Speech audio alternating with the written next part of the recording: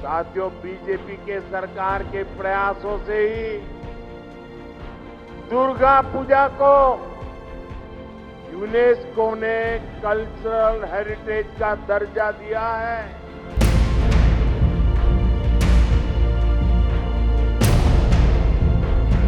প্রধানমন্ত্রীর দাবি ঘিরে চড়ছে রাজনীতির পারদ।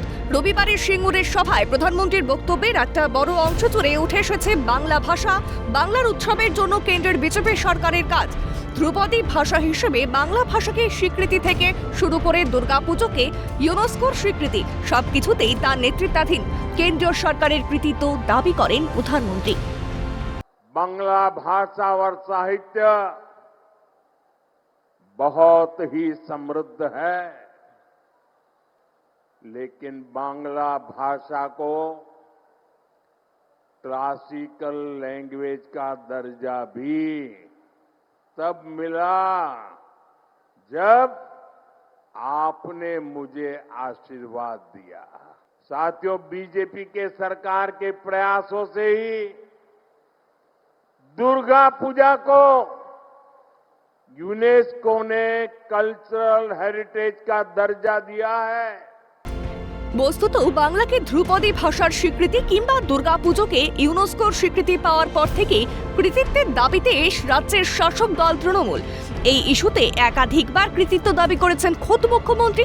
আর এই অবস্থায় প্রধানমন্ত্রীর কৃতিত্ব দাবি যে বিতর্ক বাড়াবে তার বলার অপেক্ষা রাখে না। স্বাভাবিকভাবেই জবাব দিয়েছে তৃণমূল। শাসক নেতা কুণাল ঘোষের মন্তব্য, বলছে ঝুট, করছে লুট, সব কৃতিত্ব মমতা বন্দ্যোপাধ্যায়ের।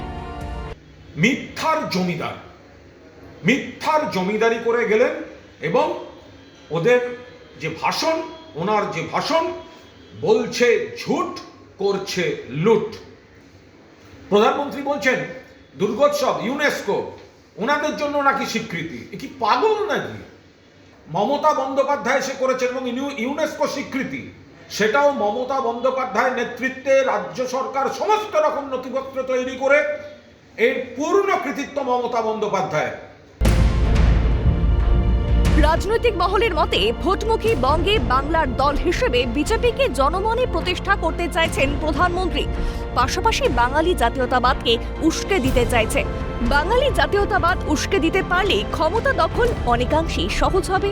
ওয়াকিবহাল মহল স্মরণ করিয়ে দিচ্ছে বিভিন্ন মনীষী, স্বাধীনতা সংগ্রামীদের নামে একের পর এক মেট্রো স্টেশনের নামকরণ করে 2011-র আগে মমতা বন্দ্যোপাধ্যায় ঠিক একইভাবে বাঙালি মনে জাতীয়তাবাদ উস্কে দিয়েছিল।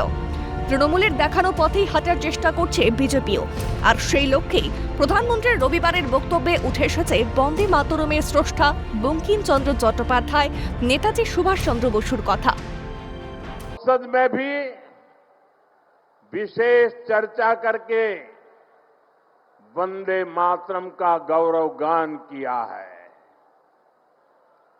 पूरी संसद ने, पूरे देश ने ऋषि बंकिम चंद्र चट्टोपाध्याय जी को श्रद्धा भाव से नमन किया। इतना ही नहीं, पहले जो 26 जनवरी के कार्यक्रम थे ना, वो 24-25 तारीख से शुरू होते थे और 30 तारीख को पूरे होते थे। हमने ये कार्यक्रम बदल दिया। हमने अब 23 जनवरी सुभाष बाबू की जन्म जयंती से शुरू किया और महात्मा गांधी की पुण्यतिथि पर पूरा करने का तय किया। উল্লেখ্য, এর আগে বন্দে মাতরমের শতবর্ষ পূর্তি নিয়ে সংসদে আলোচনাকালে সাহিত্য সম্রাটকে বঙ্কিম তার সম্বোধন করে বিতর্কে জড়িয়েছিলেন প্রধানমন্ত্রী। রাজ্যে এসে কেন্দ্রীয় স্বরাষ্ট্রমন্ত্রী অমিত শাহ রবীন্দ্রনাথ ঠাকুরের পদবিভুল বলেন। আক্রমণ শানিয়েছে তৃণমূল। সর্বভারতীয় সাধারণ সম্পাদক অভিষেক বন্দ্যোপাধ্যায়ের মন্তব্য, বাংলার মনীষীদের আক্রমণ করে। আমাদের মনীষীদের আক্রমণ করে। সাহিত্য সম্রাট বঙ্কিমচন্দ্র চট্টোপাধ্যায়কে দেশের প্রধানমন্ত্রী বলছে বঙ্কিম দা। আপনি ভাবুন, ছোটবেলায় যেন একসাথে ক্যারাম খেলতো। স্বামী বিবেকানন্দকে সুকান্ত মজুমদার বলছে অজ্ঞ বামপন্থী প্রোডাক্ট। চন্দ্র বিদ্যাসাগরের মূর্তি ভেঙে দিচ্ছে। 10 দিন আগে বাংলায় এসে অমিত শাহ বলছে রবীন্দ্রনাথ ঠাকুর না, রবীন্দ্রনাথ সান্যাল। কবিগুরুর জন্মস্থান জানে না। ভোটমুখী বঙ্গে কৃতিত্বের চর্চা তুঙ্গে। প্রধানমন্ত্রীর এমন দাবির পরে বিজেপি কতটা বাঙালি জনমন পায় বোঝা যাবে আর কয়েক মাস পরে। ক্যালকাটা নিউজ।